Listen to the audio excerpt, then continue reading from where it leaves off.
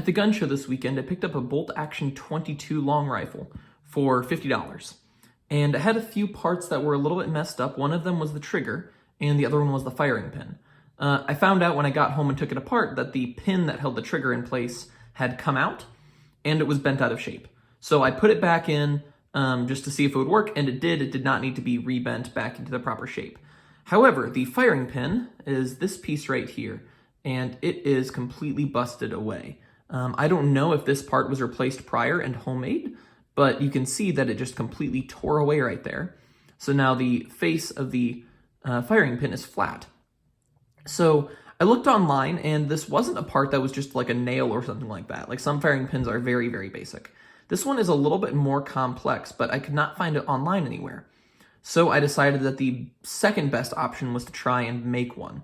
I thought I might as well document that for you guys if it goes well, and if it goes poorly, then you can see that too. So you can kind of see the general shape of what it is. It's just round, and then on the bottom it is ground flat. There is one surface cut right here, one surface cut right here, and then the firing pin is going to stick out the front. So my plan is to leave the pin sticking out the front probably farther than I'll need it, so that I can get it into the bolt and file it down to where it is properly needed. So I'm going to be making it out of this bolt. It cost me 21 cents at Ace Hardware. And then if I need to, I bought a drill bit as well that's the same size. And if it doesn't work, then I will file it down from there. Now, I am unsure whether or not I will need to grind this surface flat or not. It doesn't look like I'll need to do that to make it fit in the hole. However, this cut and this cut are both necessary. At least this one is. So the order I'm going to do this in is this cut, then this cut if I need to, and then this flat cut if I need to. I want to try and do as little work as possible just because it's a complicated process, and then I need to put the firing pin out in the front. So this is what I'm working with. My plan is to cut off right here. This is how long it is, so I'm probably going to measure it and cut there, and I will come back in and show you the process as I'm doing it. All right, I cut the head of the bolt off, so now my plan is to do the firing pin. I want to leave the threads on the back for right now because then I can grip them with the vice grips, and that will help me as I try to manipulate this. I can clamp the vice grips down easier than I can clamp this down. So I stuck the bolt, well, down into the bolt, and then I spread out the lead on this pencil, and I'm just running it around inside there, and we'll see if that leaves a mark. If that does leave a mark, then that will tell us about where the firing pin needs to be. Now, I cut off the end of the bolt using a Dremel rotary tool, but I might start this process with the rotary tool, but I definitely don't want to finish it. This is something that will be kind of fine, and so I don't necessarily want to do the final process with a power tool. I'd rather do the final process by hand. So it did leave a mark, but it wiped off right away because the inside of the bolt is still oily and wet. So I'm going to clean out the inside of the bolt and then do that again so that I can see a fine point. So this is where I'm at right now. I filed off a lot of the firing pin, but it's still not firing pin-like. You're going to notice a few things right away. It is too long, it is still square, and there is no way it is going to fit in the firing pin hole. So now I'm going to do some finer adjustments and just file it down slowly and continue testing it. So you can see right now, if I put it in, it is not going to fit into that hole. All right, so I filed down the firing pin the rest of the way. I started with using this bastard file, is what it's called. It is the biggest, and I could just set it up like this and then run the firing pin along like that. In all the different directions to get it close, and then as I got it closer, I switched to this file, which is thinner, and on one side of the skinny sides, it is not serrated, but on the other side it is. So then I had the non-serrated side this way so that I would not mar that surface there, and I slid that like that. And then I used this file that is square so that I could make sure that the corner right there was square all the way around. Finally, I used some sandpaper just to clean it up. So I rubbed it like that and just tried to get the surface as good as possible. So I did that in little increments, and now you can see that if I get this oriented right, the firing pin will stick all the way out. So that's looking pretty good. Obviously, I won't want that to be quite that long, but I don't know how long it's supposed to be, so I'm going to leave it that long for now, and then I'll fix that up later.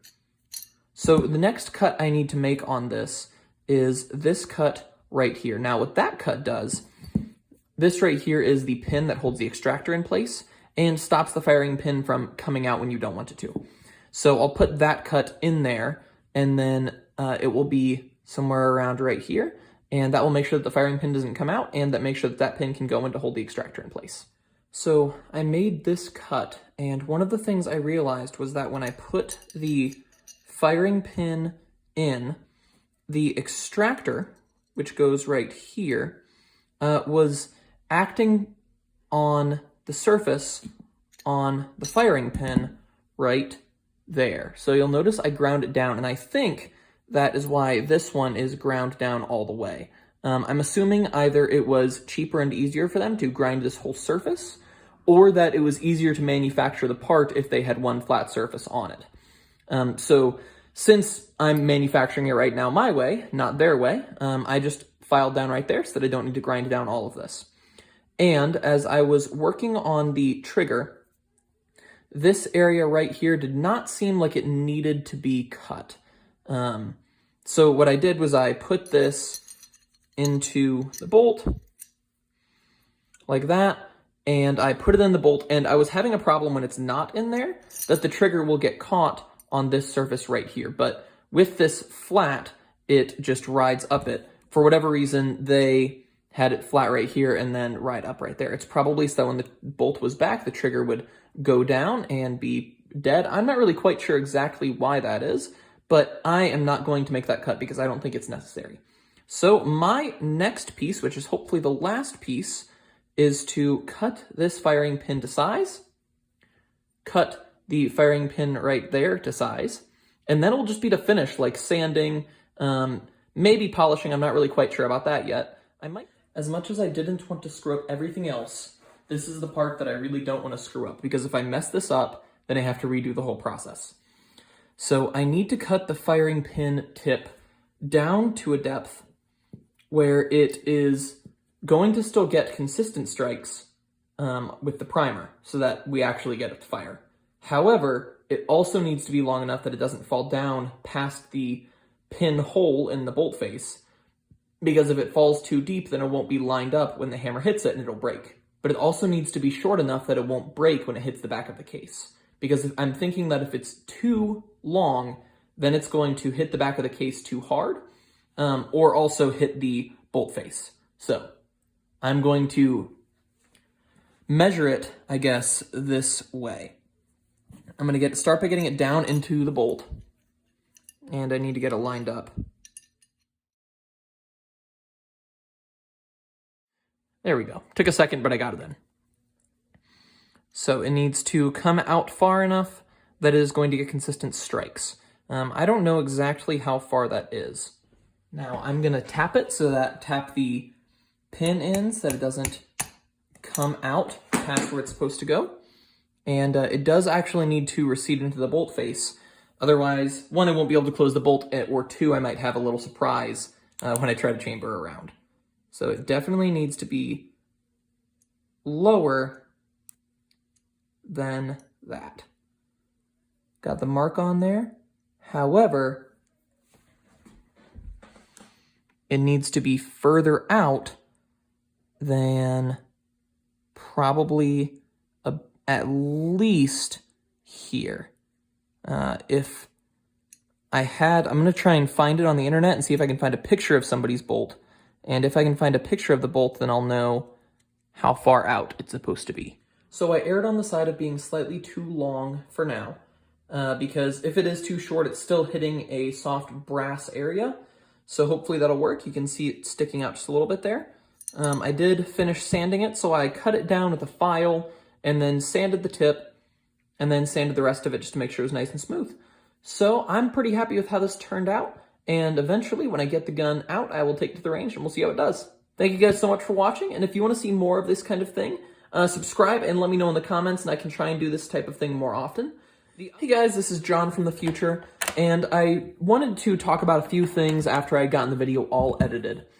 And the first was that third cut, the one that would go right here.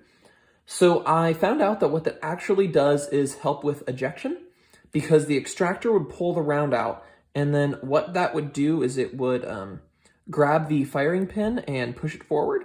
So then when it would push the firing pin forward, it would help the round eject out of the action. However, the reason that I am still choosing not to make that cut at this very moment is because it's still not extracting flawlessly. Now, the reason why it's not extracting flawlessly is because the firing pin is still just a touch too long. So that is where it is when it's in, and then that is where it goes out to. If I were to cut it shorter, my fear is that since this spring is kind of old, it might not still have the power that it did back in the day, and it might have some light strikes. So rather than having to remanufacture that piece again after I do that, for right now my plan is to just go and shoot it. And I'm thinking that when I shoot it, the back of the case will get pushed down a little bit more, and then it should be able to extract and probably not eject, but then I can just tip the action and they'll fall out. Right now, it doesn't necessarily extract consistently and reliably, but that's not the end of the world. I want it to still at least pull the case out part of the way, and then I can do the rest with my finger. So in general, I think I'm done with this project. I may later on still file down the firing pin just a little more, and I already did after that video was done, just to make it so that it would at least extract a little bit, or sometimes. And I'm hoping the rest of it will be done when it actually fires. So if when I take it out to fire, it works perfectly, then that's not going to be a concern for you. One of the things I found was that I could not find a consistent person showing everything about this bolt and what it looks like. So the disassembly is to just remove the spring right here.